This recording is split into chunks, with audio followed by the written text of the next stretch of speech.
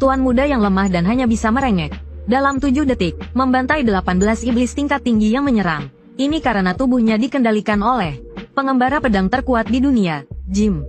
Ia berpikir bisa menang dengan kemampuan pedangnya. Namun pertarungan baru setengah jalan. Dan tubuh mudanya sudah tak sanggup lagi. Apa dia sudah tak sanggup mengangkat pedangnya? Di depan semua orang, Jim melakukan sesuatu yang tak terduga. Ia melompat dari tebing setinggi 3 meter. Ternyata ia sengaja melakukannya, untuk memancing sisa iblis ke sana, dan menghabisi mereka semua, meskipun hasilnya sesuai rencana. Tapi Jim juga jatuh karena kelelahan. Untungnya, ia tidak mati. Setelah beristirahat sejenak, ia mencoba berdiri. Namun, begitu berdiri, tubuhnya terasa sakit sekali. Ini pasti akibat terlalu memaksakan tubuh. Jim tak berani bergerak lagi. Ia pun mulai mengenang masa lalu.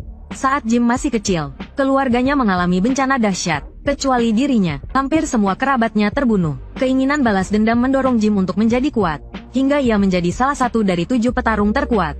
Namun, saat ia hampir membalaskan dendamnya, rekannya tiba-tiba menyerangnya dan membunuhnya.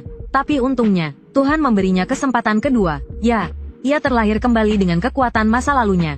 Saat itu, ketukan pintu mengganggu ingatan Jim. Seorang wanita berpakaian pelayan muncul. Ia membanting baskom berisi air ke atas meja. Urusan melawan musuh itu, serahkan saja pada pelayan. Kau tahu betapa khawatirnya aku?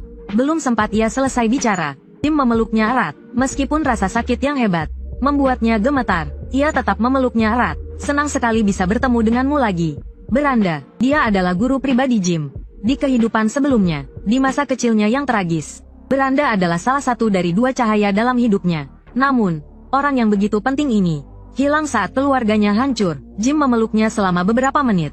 Sebelum akhirnya melepaskannya, ia tak sabar menceritakan semuanya padanya. Dengarkan, keluarga kita akan segera menghadapi bencana dahsyat. Beranda hanya tersenyum lembut, dan kembali merapikan tempat tidur. Jelas ia tidak menganggap serius perkataan Jim. Dengarkan, ini sangat. Belum sempat ia selesai bicara, Beranda langsung memotongnya. Kalau kamu terus berulah seperti ini, aku akan kirim kamu ke Jandali.